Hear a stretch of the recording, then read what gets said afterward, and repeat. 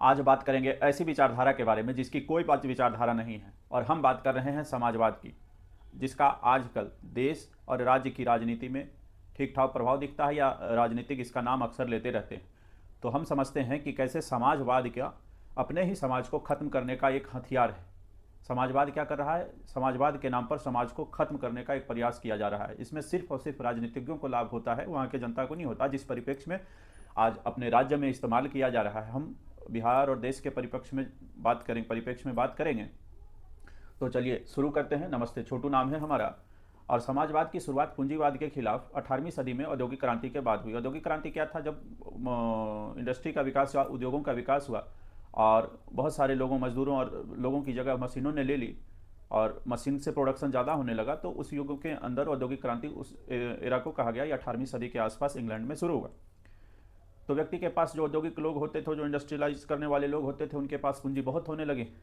तो इसके विरोध में आया समाजवाद, और उसने कहा कि जो पूंजी है उस पर व्यक्तिगत स्वामित्व नहीं, उस पर सामूहिक स्वामित्व होता है। चाहे किसी का कोई कितना काम करता है, उससे कोई मतलब नहीं। तो समाजवाद आया पूंजीवाद के विरोध में। अब समाजवाद क्या हुआ?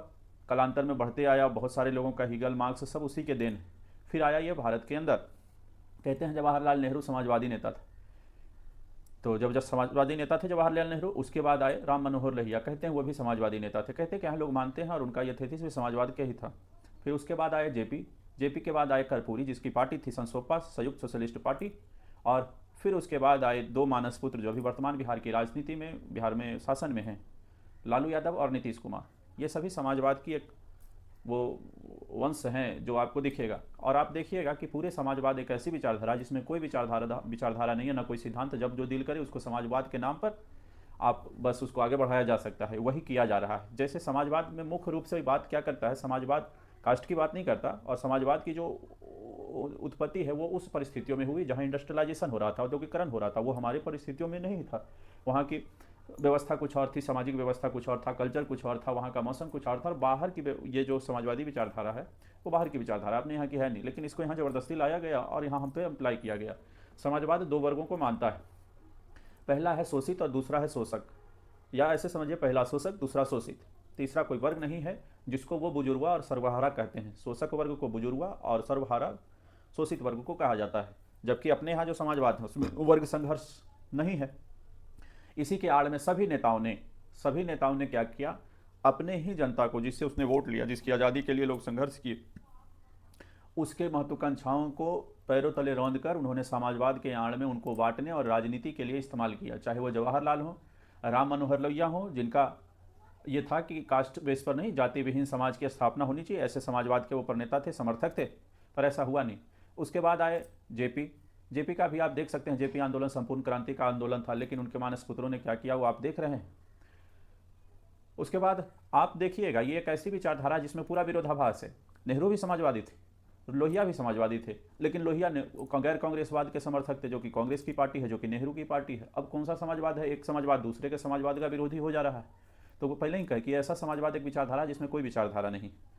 और उसके बाद आए जेपी। तो आप देखिएगा कि मोटा मोटी जो जेपी का भी लोहिया के साथ वाला विरोध वाली है, क्योंकि जो पार्टी बनी थी जिसमें लोहिया थे, 4 साल में ही सोशलिस्ट पार्टी उन्होंने छोड़ दी थी, और बाद में उन्होंने समाजवाद दिया था। ये कैसा समाजवाद है? एक समाजवाद दूसरे समाजवाद का विरोध कर रहा है। और मजेदार बात यह है कि वर्तमान परिप्रेक्ष्य में आप जब भी कभी न्यूज़ में, टीवी में या लोगों को देखिएगा बोलते हुए सुने जाते हैं, अक्सर सरकार भी, बहुत सारे लोग बोलते हैं कि आजकल नेहरू भी प्रासंगिक हैं, लोहिया भी प्रासंगिक हैं, जेपी। अरे भाई, सब एक साथ प्रासंगिक कैसे हो सकता है? अगर एक साथ प्रासंगिक होते तो एक दूसरे के विरोध में नहीं होते। अगर जवाहरलाल को कहते हैं कि वो प्रासंगिक है, फिर लोहिया उसके विरोध में थे, गैर कांग्रेसवाद का उसने शुरुआत किया, तो उसके विरोध में, तो फिर लोहिया प्रासंगिक नहीं हो सकते। उसी तरह बाकी के लोग जो दूसरे का विरोध भी कर रहे हैं, उसी एक समय में कैसे एक साथ सब अच्छे हो सकते हैं? तो गलत है। तो एक तरह का दोगलापंथी है जो ज़बरदस्ती लोगों को बताया जा रहा है, सिखाया जा रहा है। चलिए, अब ये कालांतर में क्या आया? अभी एक वंश दिखाया आपको, हमने बताया कि कैसे करके अभी वर्तमान मानस पुत्रों तक पहुंचा। जब जेपी के बाद कर्पूरी आए। कर्पूरी जो संसोपा के थे, संयुक्त सोशलिस्ट पार्टी के थे, और उनका नारा था कि संसोपा ने बांधी गांठ, पिछड़ा पावे 100 में 60। अब आप एक बात देखिएगा, यहाँ जो वर्ग विहीन, जाति विहीन राजनीति थे, ये बड़ा ही आराम से वो क्या हो गया, अब समाज को बांटने की राजनीति शुरू हो गया, अगले पिछड़े की राजनीति। जबकि समाजवाद ऐसा कोई बात नहीं करता, कास्ट की कोई बात नहीं करता।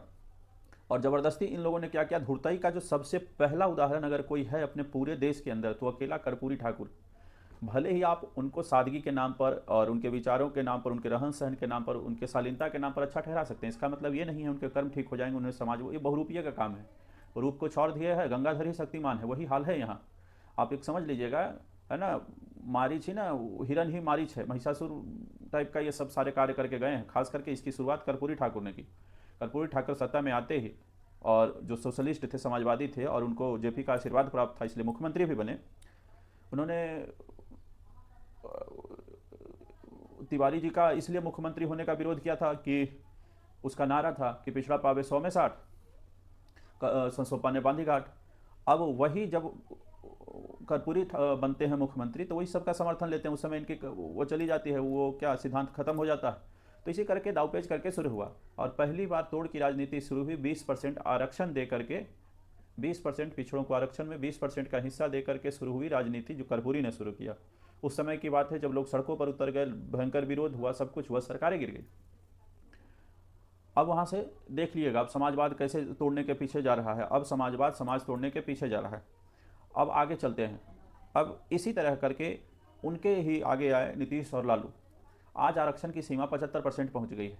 ये समाजवाद की आड़ में लोगों को बांट रहे हैं। कैसे बांट रहे हैं? आज फॉरवर्ड को बलि का बकरा बनाया जा रहा है, कल ओबीसी को बनाया जाएगा, परसों एससी एसटी को बनाया जाएगा। आप एक बात समझिए, यहाँ फॉरवर्ड बैकवर्ड की जो राजनीति हो गई, इसमें लोग ये समझ रहे हैं ना कि हम भाजपा को हरा रहे हैं, हम संघ को हरा रहे हैं। असल में वो भाजपा और संघ को नहीं हरा रहे हैं, जो फॉरवर्ड को असल में हरा रहे हैं। जब आप वोट दे रहे हैं और भाजपा और संघ के खिलाफ जा रहे हैं, आपकी मानसिकता नहीं मिलती, वैचारिक विरोध हो सकता है, लेकिन फॉरवर्ड को और बाकी लोगों को भी ये समझने की अब ज़रूरत है कि बारी सबका आएगा। वो हम आगे बताते हैं कैसे सबकी बारी आएगी।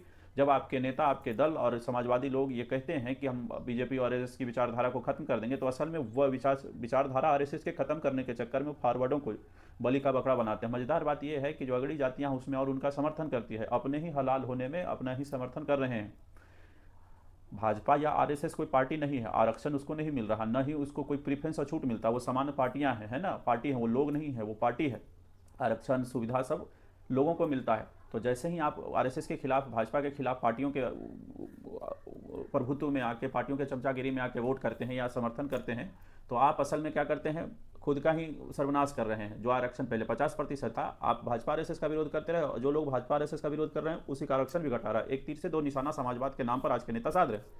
अब आते हैं दूसरी बात, कल यही ओबीसी हो जाएंगे। आज तो अगड़े जो हैं तो सबसे आगे करके बाकी को ओबीसी, एससी एसटी, दलित, महादलित करके बांट रहे हैं। कल ये जो ओबीसी होंगे, आप एक बात को समझिए, अगड़ी बाकी पिछड़ों के लिए अगर अगड़ी है तो कल ओबीसी, महादलित और दलितों के लिए भी अगड़ी हो जाएगी। परसों क्या होगा? दलित, महादलित के लिए अगड़ी जाति हो जाएगी। आने वाले समय में यही होगा। आज आप 17% में हैं, तो 17% होने के नाते वो 36, बाकी के परसेंटेज उनके पास है, 17 में से आप घटा दीजिए, लगभग 36-37% तो एक है पिछड़ी जातियाँ बच जाएगी। तो आप 17% अगड़े हो जाएंगे और कल वो 36% पिछड़ी हो जाएगी। फिर आपस में बढ़ते रहिए। फिर उसी तरह 23-24% महादलित की जो आबादी है 16% के आसपास वो हो जाएगी, और फिर दलित लोग उनके लिए फॉरवर्ड हो जाएंगे, और इसी तरह देश बढ़ता रहेगा। एक समय ऐसा आएगा जब गृह युद्ध या आपसी मतभेद इतना बढ़ जाएगा कि देश समाज सब बढ़ जाएगा और संहार की बारी आएगी। और ये कोई मनगढ़ंत बात नहीं है, इस बात को आप समझिए। जब अगड़ी पिछड़ी की बात करते हैं तो कौन किससे अगड़ा है? जब फॉरवर्ड अगर बैकवर्ड से अगड़ा है तो जो ओबीसी हैं वो तो दलित से भी अगड़े हो जाएंगे उस हिसाब से, और जो महादलित हैं वो तो दलित से पिछड़े हो जाएंगे। तो आने वाले वक्त में वो भी बटेंगे। आज भले ही फॉरवर्ड के नाम पर या समाजवाद के नाम पर, तो इसी तरह क्या कर रहा है, समाजवाद के नाम पर नेता पूरे ही समाज को इस तरह से बांट रहा है जो आपको अच्छा लग रहा है, जो आप लंबी सोच के साथ नहीं चल रहे हैं, और आपको जात के नाम पर, जो कि समाजवाद में कहीं नहीं था, उसके नाम पर आपको बांट रहा है, और बांट के आप पर ही राज किया जा रहा है। और अगली बारी पूरे समाज में आएगी, सबकी आएगी, बारी बारी से आएगी। पहले फॉरवर्ड आएंगे, फिर ओबीसी आएंगे, उसके बाद एससी एसटी आएंगे, फिर उनके बाद अति पिछड़ों से एकदम नीचे वालों का नंबर आएगा। ये कोई छिपा हुआ नहीं, आने वाले समय में ऐसा होगा। जब हम लोग सामूहिक और मिल के संगठित विरोध नहीं करेंगे तब तक काम नहीं चलेगा। खास करके हमारे अंदर जो मानसिकता डाला जा रहा है वो शोषण का मानसिकता डाल के, और राजनीतिक अपना फ़ायदा उठाते हैं, जबकि राजनीतिज्ञों से ज़्यादा, नौकरशाहों से ज़्यादा किसी ने शोषण नहीं किया समाज का। लेकिन ये समझ पब्लिक को उतना नहीं है, इसलिए भी नहीं है कि वो अंधभक्त हो चुके हैं और विरोध के नाम पर अपने ही भविष्य का गला घोंट रहे हैं। और यही है समाजवाद।